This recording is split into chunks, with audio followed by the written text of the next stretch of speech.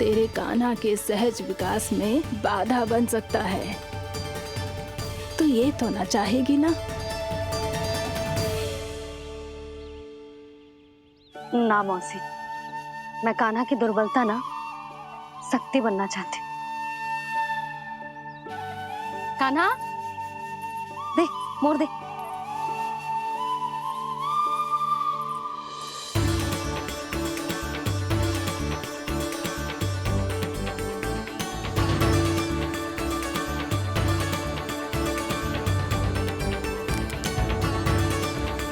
आजा कान्हा, दिखा दे इन सबको यशोमती मैया का नंद लाला क्या कर सकता है।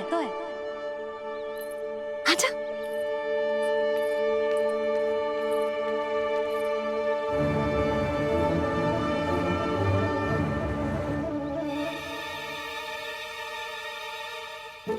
ओ तो वो ही करना होगा जो मैं माखन चोरी में करता था। कृष्णा हरे कृष्णा कृष्णा कृष्णा मुरली मनोहर कृष्णा गोपाला गोविंदा हे दामोदरा।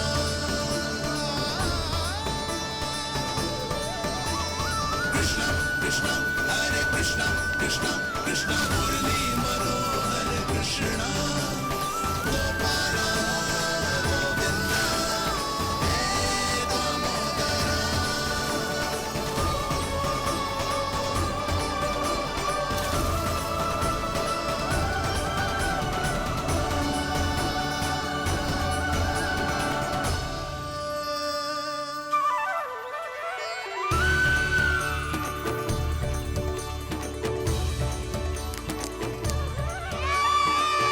यशोमती मैया की नंद लाला, यशोमती मैया की नंद लाला।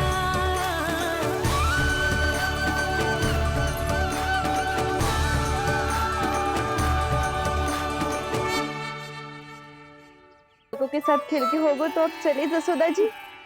कहाँ? वहीं जहाँ हम सदैव जाते हैं स्नान के लिए, आपके प्रिय स्नान कुंड पे। अच्छा हुआ जसोदा तो यही मिल गई। हाँ, हम तेरे पास ही आ रहे थे, अब मना मत करियो। मना क्यों करूंगी भला?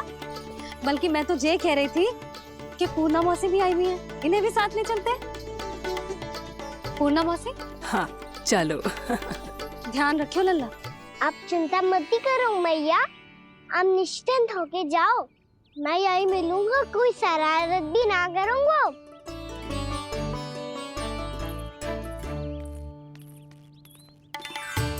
अब ये बता कि दोनों वृक्ष गिरने के पीछे वास्तविक कथा क्या है, और सच्ची सच्ची बताइयो। अच्छा अच्छा ठीक है, विस्तार से बताता हूँ। नारायण, यहाँ के सब इतनी प्रसन्न हो गई जैसे इस कुंड में कोई विशेष बात हो। मेरी मैया को बात प्रिय है या गुड़?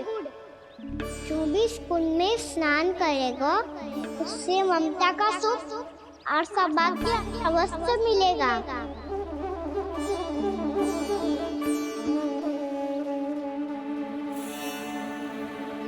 तब तो इसका नाम जसोदा कुंड होना चाहिए।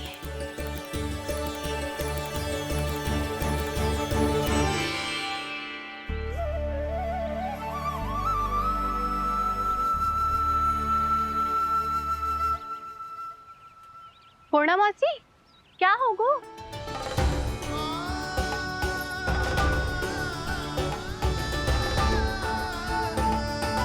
कहाँ खो गई मौसी? कहीं जीजी भी तो वही ना सोच रही जो मैं सोच रही हूँ। तुम सब ने देखा ना कि कुंड का जलस्तर कितना नीचे चला गया है। केवल कुंड ही ना, गांव के कुओं में भी जलस्तर नीचे उतर गया है। सारे कुंड कुओं और जलाशयों की ही दशा है नंदराज। स्थिति नियंत्रण से बाहर जाने में अधिक समय ना लगेगा। हमें कोई योजना, कोई उपाय निकालना ही होगा। उपनंद भैया कहाँ रह गए? उन्हें मेरे साथ जांच करने जाना था कि जल अब कितना शेष। मैं उनके घर से ही होकर आ रहा हूँ नंदराज, वहां पर भी ना थे वो।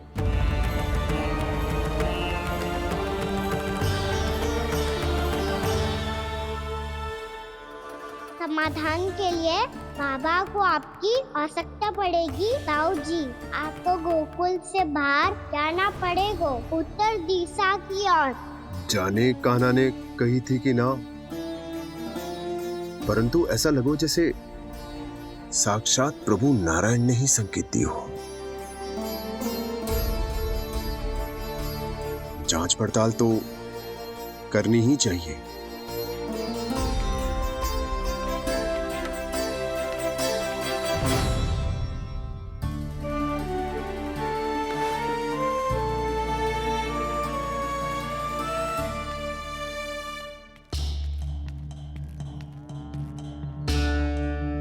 चारा सीमित है महाराज, यदि शेष भी बांट दियो तो हमारी गायों को कम पड़ जाएगा। अब रहने दो नंदराज, हम कैसे न कैसे संभाल लेंगे। जब संभालना होगा ना भानु, तो हम सब मिलकर संभाल लेंगे। अभी तुम ले जाओ। कुछ भी करना पड़े, कैसे भी करना पड़े नंदराज, कम खा लेंगे, कम पी लेंगे, बस गाँव ना छोड़ना पड़े। सबके मन की बात इसके मुंह से निकल गई महाराज। कुछ भी हो जाए, घर नहीं छोड़ेंगे। हाँ,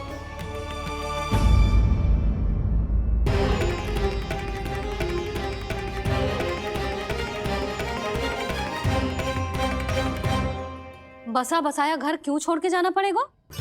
अरे नारायण की बहुत कृपा है हम पर, ऐसा कछु ना होगा। हाँ नहीं तो सच्ची कहूँ जसोदा जी, चिंता तो आपको भी है, तभी तो अपना ध्यान भटकाने के लिए चित्रकारी करने बैठ गई हो आप। ऐसा ना है, मैं तो बस अपना घर सजा रही हूँ। कुछ ही सप्ताह में त्योहार आने वाले हैं। अब तो उस सप्ताह का समय भी शेष नहीं है मैया।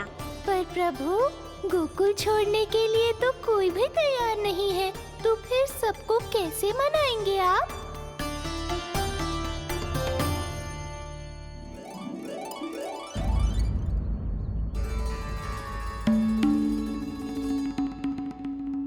जानकी, कर दी ना गड़बड़। सुधार देती हूँ अभी। ना ना ना, कछु आवश्यकता ना है। तेरे सुधारने के चक्कर में मेरे घर की दीवार और बिगड़ जाएगी। बैठ जा।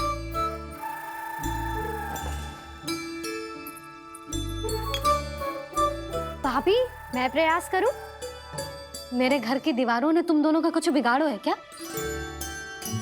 तो सारी प्रयोग मेरे ही घर की दीवार पे क्यों कर रही हो? जो रंग बचेगा ना ले जाइयो, और अपने घर की दीवारों पे अपनी सारी इच्छा पूरी करना, बस।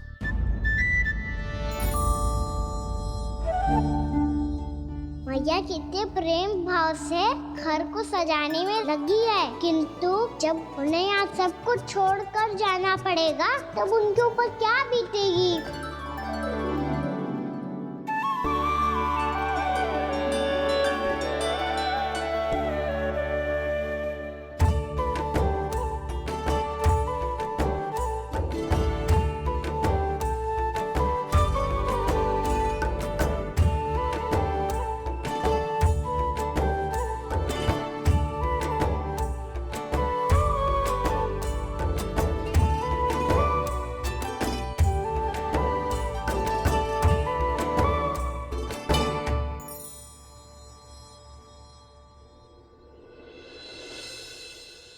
सच्ची में कलाकार हूँ आप जसोदा जी, तभी तो कान्हा भी आपके पद चिन्हों पे चलने का प्रयास कर रहे हैं।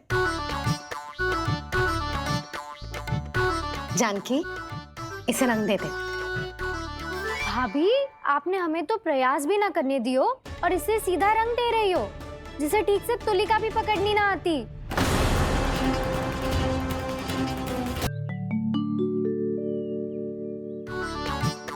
जानकी, इसे रंग दे दे। भाभी, आपने हमें तो प्रयास भी ना करने दियो और इसे सीधा रंग दे रही हो, जिसे ठीक से तुलिका भी पकड़नी ना आती।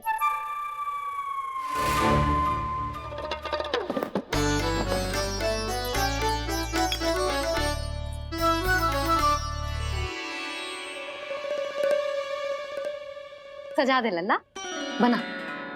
सच्ची मैया? और इसने कछु गड़बड़ कर दी तो? क्यों करेगो गड़बड़? लल्ला, तूने सुनी ना सुलक्षणा चाची क्या कह रही है? कि मैं बहुत बड़ी कलाकार हूँ और तू मेरा लल्ला है, तू भी बहुत अच्छी चित्रकारी करेगा, कर।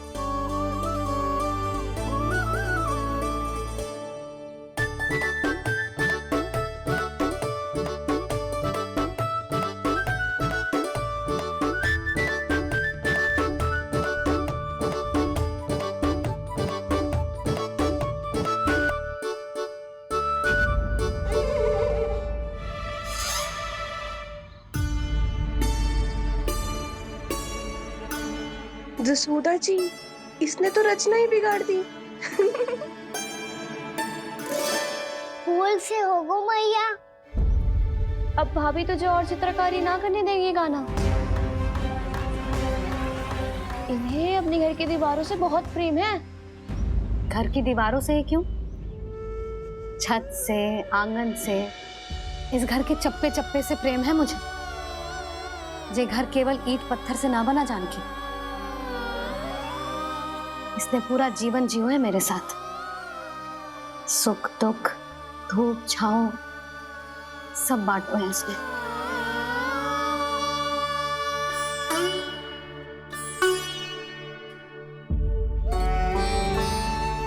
मेरे मन की हर प्रसन्नता, मेरी आंखों के प्रत्येक आंसू का साक्षी रहो है जी।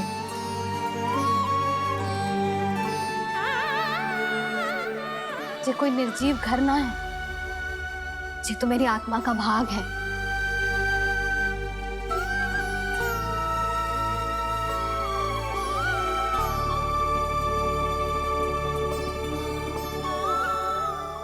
मैंने आपकी सजावट बिगाड़ दी, क्षमा कर दो मैया। क्षमा क्यों करूं? इसकी आवश्यकता ही ना है। तूने तो और सुंदर बना दियो। अच्छा भाभी, हम करे तो गड़बड़ और कान्हा करे तो सुधार। अनुचित पक्ष ना ले रही मैं, स्वयं देख ले। मैंने सिर्फ पत्ती बनाई थी, तूने तो उसे मोर पंख बना दियो।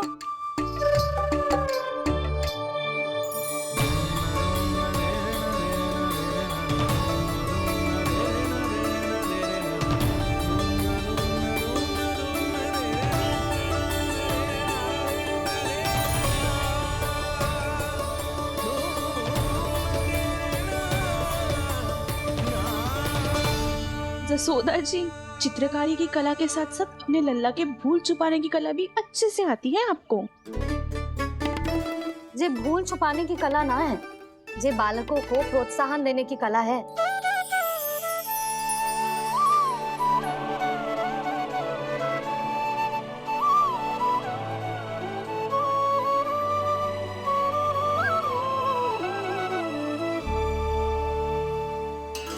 कस्तूरी, तनिक लाल रंग और दे। भाभी, लाल फूल तो बस इतने ही थे।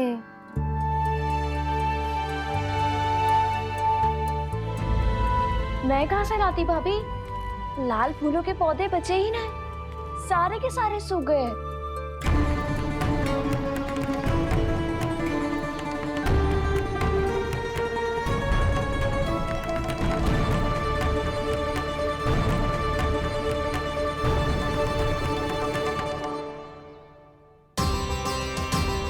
मैं तो चाह रही थी जे पूरी दीवार सजा दूं, अब जो अधूरी रह जाएगी। तो क्या होगा मैया?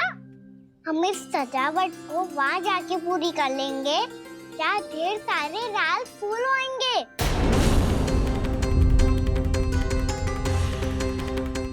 मैंने सही कहा ना बाबा? इसके कहने का अर्थ ये है कि जब लाल फूल उग जाएंगे तब हम ये चित्रकारी पूरी कर लेंगे, है कि ना?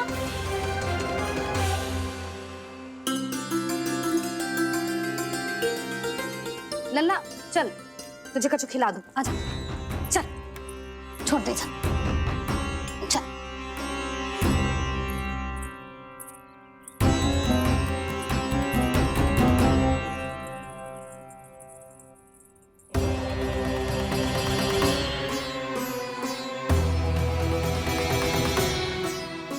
यदि समय रहते सूखे का कोई उपाय ना निकालो तो इस सजावट की तरह सब कुछ अधूरा छोड़कर जाना पड़ेगा।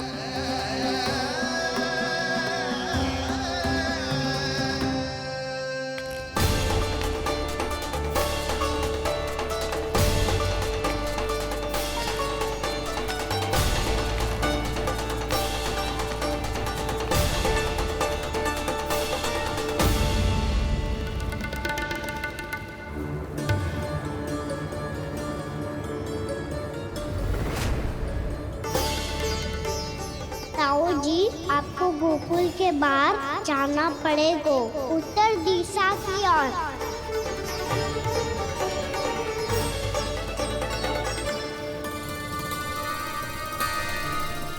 ये दोनों पथ तो उत्तर दिशा की ओर ही जा रहे हैं, तो मैं किस पथ पर जाऊं?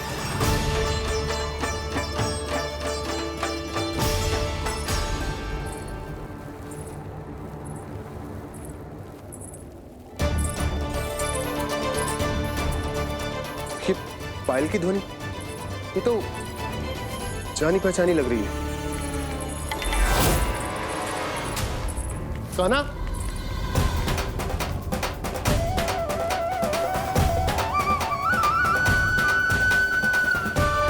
क्यों? ये कान्हा तो क्या?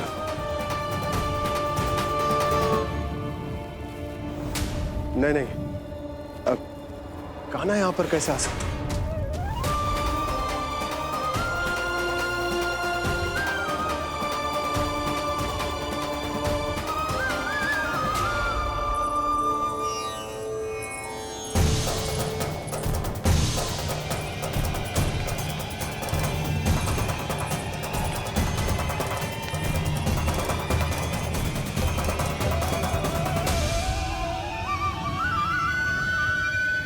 कहाँ गो? अभी तो यही तो।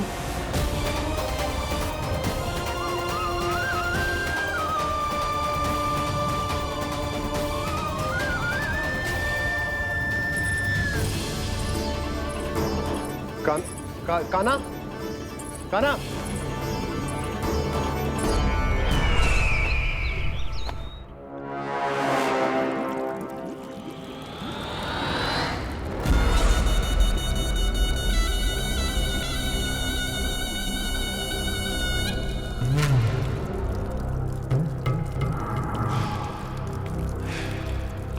महाराज की जय हो। गोकुल से आपके लिए समाचार है महाराज। शुभ है या अशुभ? जो आपके लिए शुभ हो उसे गोकुल वासियों के लिए तो अशुभ ही होना है महाराज।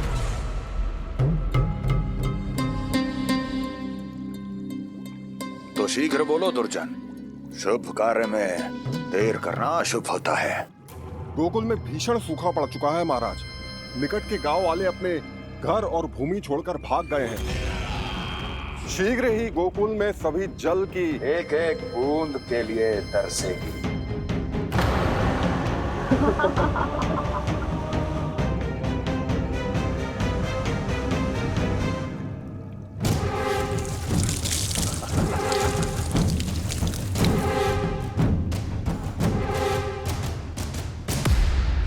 तुम दोनों मुख क्या देख रहे हो मेरा?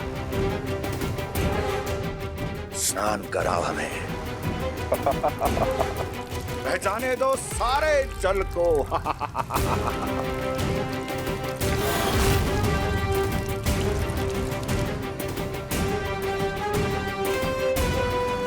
बस इसी तरह बह जाएंगे उनके सारे सुख और फिर उनके प्राण।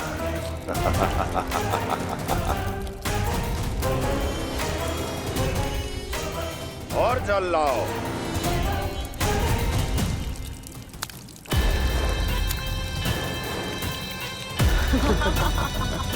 और सबसे विशेष बात तो ये है कि उस विष्णु अवतार के वहां होते हुए भी गोकुलवासी जल की एक एक बूंद के लिए व्याकुल हैं। इसका अर्थ ये है कि उस छलिए में इतना साहस नहीं कि वो प्रकृति के क्रोध का सामना कर सके। ध्यान रहे दुर्जन, गोकुल में कहीं से भी किसी भी प्रकार की कोई सहायता पहुंचनी नहीं चाहिए। देखना रोचक होगा इस समस्या का क्या समाधान करता है। ए, विष्णु अवतार।